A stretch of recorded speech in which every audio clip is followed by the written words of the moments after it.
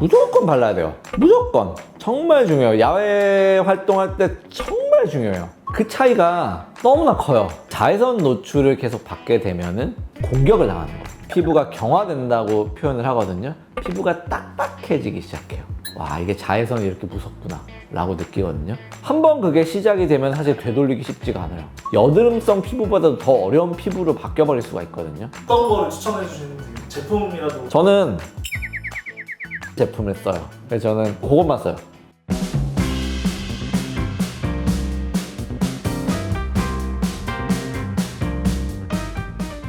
안녕하세요. 당신만의 피부 정답 김태형의 피부공식 김태형입니다. 안녕하세요, 원장님. 안녕하세요. 사실 지금 벌써 6월이고 날씨가 점점 더워지고 있는데 정말 유명한 짤이 있죠. 기무라 타쿠야가 알려준 선크림의 중요성부터 해서 정말 많은 연예인분들이 선크림 때문에 폭삭 늙기도 하고 피부가 정말 상하기도 했는데 이제 여름철 앞두고 원장님한테 여름철 색소 관리라든지 피부가 타지 않고 늙지 않는 법에 대해서 한번 여쭤보려고 주제를 가져왔습니다. 정말 쉬우면서 어려운 주제예요. 선크림. 이게 피부를 하는 의사 입장에서는 무조건 발라야 돼요. 무조건. 정말 중요해요. 야외 활동할 때 정말 중요해요. 그 차이가 너무나 커요. 자외선 노출을 계속 받게 되면은 우리 피부는 항상 말씀드리지만 공격을 당하는 거예요. 그 공격을 당했으니까 그 공격당한 결과가 여러 가지로 나타나거든요. 그 공격당한 결과에서는 피부가 까매지는 거, 그것도 공격을 당해서 내가 받은 결과예요. 근데 주름도 많아져요. 그거는 내 피부에 있는 수분도를 다 날려버려서 그렇거든요. 그러니까 주름이 더 평소보다 많아질 수밖에 없어요. 또 하나는 피부가 굉장히 푸석푸석해져요. 푸석푸석해지는 게 어떻게 푸석푸석해지냐면은 피부가 경화된다고 표현을 하거든요. 피부가 딱딱해지기 시작해요. 아마 주변에 그런 분들 보셨을 거예요. 햇빛 노출 많이 되신 남성분들 얼굴 까만데 되게 피부가 딱딱해 보이는, 그게 경화가 된 거거든요. 선크림만 잘 발랐어도 그 정도는 안 될 텐데 이런 안타까움이 있는 거죠. 그러면은 선크림만 잘 바른다고 해결이 되냐? 그랬으면 좋겠지만 선크림 잘 바르기가 쉽지가 않아요. 계속 덧붙여 발라야 되거든요. 근데 보통 우리 하루 한 번만 바르잖아요. 장시간 야외 활동을 하고 노출이 될 때는 계속 덧붙여 발라야 돼요. 그게 쉽지가 않은 건 저도 알거든요. 저도 골프 칠 때 이제 여름 시즌이 되면은 선크림 열심히 발라요. 얼굴뿐만 아니라 목, 귀, 손등까지 다 바르거든요. 그래도 타요. 중간에 덧붙이기도 하고 타고, 이제 6월 정도 되면은 저는 이제 UV 차단 마스크도 쓰거든요. 그래도 타요. 데미지 받은 걸 어떻게 느끼냐면은, 그렇게 장시간 뭐 골프나 아니면은 야외 활동을 하고 왔을 때 집에 와서 이제 세안을 열심히 하죠. 선크림 때문에 이제 클렌징을 잘 해줘야 되니까 클렌징 하고 나서 피부가 계속 후끈후끈돼요. 그게 자외선에 계속 공격을 받은 거거든요. 근데 그게 좋은 상태가 아니에요. 좋은 자극이 아닌 거거든요. 그럼 이 자극을 우리가 계속 없애줘야 돼요. 그 없애는 거는 일단은 쿨링인 것 같아요. 후끈후끈하니까 단순하게 쿨링을 하자 이거예요. 그래서 제가 쿨링을 하는 방법은 수분팩을 하는 거죠. 후끈후끈함이 없어질 때까지 계속 수분팩을 해요. 그래서 제가 여름철에 제일 강조하는 게 두 가지. 선크림 잘 바르고, 선크림은 바를 때 계속 덧붙여 바르는 것도 중요한데요. 내가 신경 쓰이는 부위가 아니고 내가 노출되는 부위를 다 발라줘야 되는 거예요. 목 뒤도 발라야 되고, 목 앞도 발라야 되고, 귀 뒤도 발라야 되고, 손등도 발라야 되고, 팔도 발라야 되고. 저 반바지 입을 때는 종아리에도 바르거든요. 다 발라야 돼요. 종아리 이렇게 바르다가 양말 신는 부위랑 양말 안 신는 부위 이렇게 구분되는 부위 있잖아요. 거기만 탄 적도 있어요. 와, 이게 자외선이 이렇게 무섭구나 라고 느끼거든요. 여름 시즌, 햇빛 노출 많은 시즌에 특히 또 뭐 휴가 가고 이러실 때 선크림 잘 바르자. 두 번째는 선크림을 아무리 잘 발라도 우리는 공격을 받았다. 그 공격받은 거 회복시켜줘야 된다. 그 회복시켜주는 거는 수분 공급이에요. 보통 그건 수분팩 통해서요. 쿨링도 시켜주는데 수분이라는 그 영양분도 보충을 해주는 거예요. 이 두 가지를 해야 되는 이유는 내가 단순히 피부만 까매지지 않으려고? 아니에요. 피부 노화되지 않으려고 하는 거예요. 피부가 어느 순간 그 자외선 노출이 많아지면 경화가 돼버려요. 딱딱해져 버리거든요. 한번 그게 시작이 되면 사실 되돌리기 쉽지가 않아요. 그 전에 유지들을 잘 해주셔야 돼요. 주름도 많아지고 다른 시술할 때 굉장히 어려워져요. 경화도가 있어버리면은. 여드름성 피부보다도 더 어려운 피부로 바뀌어버릴 수가 있거든요. 그렇게 바뀌기 전에 이런 케어들을 해주셔야 돼요. 그런 자외선 노출이 이렇게 많이 됐을 때 집에서 케어가 어려우신 분들은 사실 그런 수분 관리나 이런 케어 받으러 병원에 오셔도 돼요. 그럼 병원에서 적절한 케어를 해드릴 거거든요. 그렇게라도 회복을 시켜주셔야 돼요. 오늘도 원장님 선크림 혹시 바르고 오셨나요? 오늘 비비 발랐어요.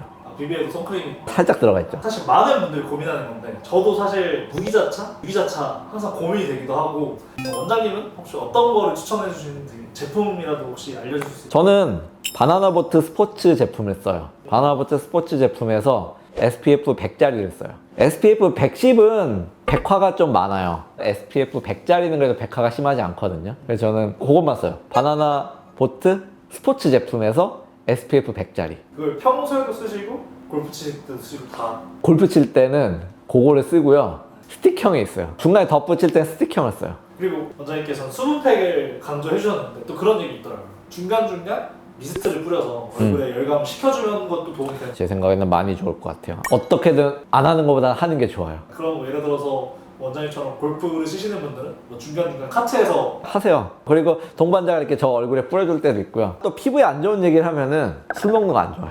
이게 술 드시는 분들 알 거예요. 다음날 이렇게 피부 푸석푸석해져 있죠. 입도 마르는데 내 피부에 있는 수분은 다 뺏겨버린 거거든요. 그 해독시키는 과정에서 다 뺏겨버리는 거예요. 또 피부에는 술보다 안 좋은 건 담배 많이 안 좋은 것 같아요. 두 가지 진짜 안 좋아요. 피부 때문에 이거를 뭐 하지 말아라 이런 얘기는 좀 어렵지만 하는 분과 안 하는 분은 차이가 꽤 크더라. 혹시 원장님은 술과 담배를 혹시 저는 담배는 안 하고요. 술은 예전에는 좀 그래도 잘 먹었었는데 계속 안 먹다 보니까 알스가 돼가지고 요즘은 많이 못 먹어요, 술도. 그럼 원장님 저희가 약간 이제 선크림에 대해서 좀 관리하는 법에 대해서 알아봤는데 그렇게 관리하더라도 여름철에 뭐 색소라든지 뭐 흑자라든지 점이라든지 이런 것들을 또 관리하는 게 쉽지 않아 하시는 것 같아서 이런 것들에 대해서도 한번 총 정리를 해줄 수 있으실까요? 이 얘기 항상 꼭 드리고 싶었던 얘기가 있는데요. 보통 환자분들 와서 저 얼굴에 뭐가 있어서 이거 치료하러 왔어요 라고 얘기하세요. 근데 99% 틀리거든요. 왜냐면 색소 저도 진단하기 어려워요. 근데 환자분들은 더 진단을 걸어요. 주근깨라고 오는 분들 중에서 주근깨인 경우 거의 없어요.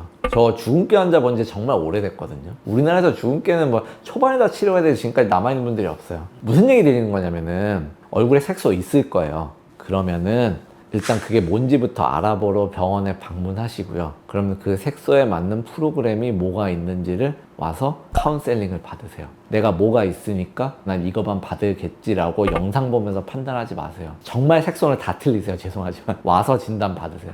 그럼 원장님 사실 여름철에 알로에 같은 것도 좀 좋은 예가 될 수도 있지 않나요? 아니요, 그 누구한테는 좋고 누구한테는 나빠요. 왜냐면은 우리가 쿨링을 할 때 보통 산성 있고 알칼리성 있다고 하잖아요. 그게 이제 내 피부 상태에 따라서 좀 다르거든요. 오히려 산성도가 있는 것들을 썼을 때 더 안 좋은 영향을 끼쳐가지고 그게 더 증폭을 시킬 때도 있어요. 그래서 참 민간요법이라는 게 뭐가 어렵냐면은 피부 상태가 참 그때그때 달라요. 그거를 보면서 조절을 해야 되는 거거든요. 어제 그런 분이 오셨어요. 저희 병원에서 계속 시술을 받던 분인데 스킨보톡스를 하는데 피부가 시작 전에 되게 붉어져 있더라고요. 너무 아파하는 거예요. 그래서 요즘 뭐 피부에 뭐 하셨냐 말씀드렸더니 몸이 안 좋아서 치료받으려고 약을 먹었는데 그 약을 먹고 이제 속된 말로 우리 피부가 뒤집어진다고 하죠. 피부 뒤집어지는 건 보통 어떤 염증이 났다 가라앉는 상태가 된 거예요. 그래서 그 염증이 아직 좀 다 가라앉지 않은 상태니까 붉게 달가오른 상태였었거든요. 근데 그런 상태면은 피부 민감도가 굉장히 증폭이 돼요. 그래서 크림 마취도 잘 먹지가 않아요. 마취도 잘 안 되는 거고 마취가 됐다고 하더라도 민감도가 올라가 있으니까 굉장히 통증을 느끼거든요. 그게 이제 평소랑 다른 거야. 그러니까 그런 피부 상태를 그때그때 잘 맞춰서 잘 조절을 해줘야 돼요. 그래서 그런 거 느끼는 거죠. 내가 같은 환자를 시술할 때도 그때그때 피부 상태가 달라서 그거에 맞춰서 항상 조절을 해야 되는구나. 그게 이제 나의 능력이고 요령이구나. 그거를 그때그때 잘 판단을 해야 된다. 오늘 선크림의 중요성에 대해서 마무리하면서 한 번 더 얘기를 하면 좋을 것 같은데 혹시 생각나는 좀 주요한 케이스가 있으실까요? 선크림을 잘 바르셨던 분과 아닌 분이라든지 굉장히 안타까운 경우도 있죠. 남성분들에서 되게 많아요. 선크림을 평생 안 발라보신 분도 있고 선크림뿐만 아니라 다른 케어도 안 발라보신 분들에서 햇빛 노출이 굉장히 많아가지고 완전히 이제 구릿빛 피부에 오셔서 주름도 진하고 피부 경화도도 많이 진행된 분들, 그런 분들 오시면은 정말 많은 시술이 필요한 상태임에도 불구하고 제가 그 시술을 할 때 그렇지 않은 분들보다 효과도가 많이 떨어지거든요. 안타까운 거야. 이분이 좀 일찍 만나서 좀 이런 피부에 대한 교육을 했으면은 그래도 시술 효과를 더 잘 만들 수 있을 텐데 너무 늦게 만났구나. 50대, 60대 때 많이 그 상태로 오시거든요. 또 오시는 경우가 내 자식 결혼식을 앞두고서 오시는 혼주님 입장으로 아버님들이 많이 오세요. 그날은 그래도 잘 보이고 싶으시니까. 근데 제가 같은 시술에서 효과를 만들어도 피부 상태가 이미 좀 이렇게 돼 있기 때문에 안타까울 때가 있는 것 같아요. 그래서 그런 경우는 좀 예방이나 이런 게 중요하고 그런 데 있어서는 선크림이 많이 중요하구나 이런 생각을 하고요. 우리 또 피부암 이런 것도 있잖아요. 그냥 점이라고 생각하는데 그게 피부암일 수도 있고. 근데 피부암은 이게 몇 가지 특징적인 것들이 있어요. 사이즈가 점점 커지거나 모양이 이상하거나 통증이 있거나 이런 측면들이 있으면은 사실 병원에 오셔가지고 진찰을 받아보시고 필요한 경우에는 조직 검사 이런 걸 또 해보셔야 돼요. 피부암을 예방하는 측면 중에 하나가 또 선크림이기도 하거든요. 그거는 첫 번째 요인이 이제 자외선이기 때문에 그런 측면에서도 우리가 선크림을 좀 중요시해야 되지 않나 라고 생각을 해요. 어떻게 보면은 선크림이 진짜 단순히 노화뿐만 아니라 건강과 직결되는 암까지 예방할 수 있는 겁니다. 근데 또 이제 반대 요인에서는 우리가 또 햇빛 노출을 받아야 바이타민 D가 또 합성이 되거든요. 사실 우리나라는 선크림을 굉장히 잘 바르는 나라예요. 유럽이나 미국에 비해서는 굉장히 잘 바르는 나라이기 때문에 그래서 사실 저희 나라는 바이타민 D가 좀 부족하거든요. 그러니까 그것도 있긴 있는 것 같아요. 근데 우리나라는 피부를 그만큼 중요시해요. 이런 뷰티 포인트에서. 그러니까 그 피부 관리가 중요했기 때문에 그런 선크림에 대한 것들도 많이 있지 않았나. 옛날에 민간요법으로 오이팩하고 이런 것들도 사실 다 그때부터 중요했던 거죠. 우리한테는 스킨 퀄리티가 중요했던 거죠. 어제 실내에 계실 때도 항상 선크림을 바르시나요? 발라야 돼요. 저는 커버리지 되는 거를 발라요. 실내에서는 SPF가 섞여 있는 제품들을 써요. 그럼 실내는 그 정도만 돼도 좀 어느 정도 괜찮나요? 실내도 빡세게 해주면 좋죠. 근데 그러기는 쉽지는 않으니까 또 남성분들 입장에서는 선크림 따로 바르기 쉽지 않거든요. 야외 활동 아닌데. 그래서 저는 사실 그 같이 섞여 있는 제품 쓰는 거를 그나마 좀 추천을 드리는 거예요. 마지막으로 인사 부탁드리겠습니다. 오늘도 좋은 내용 됐으면 좋겠고요.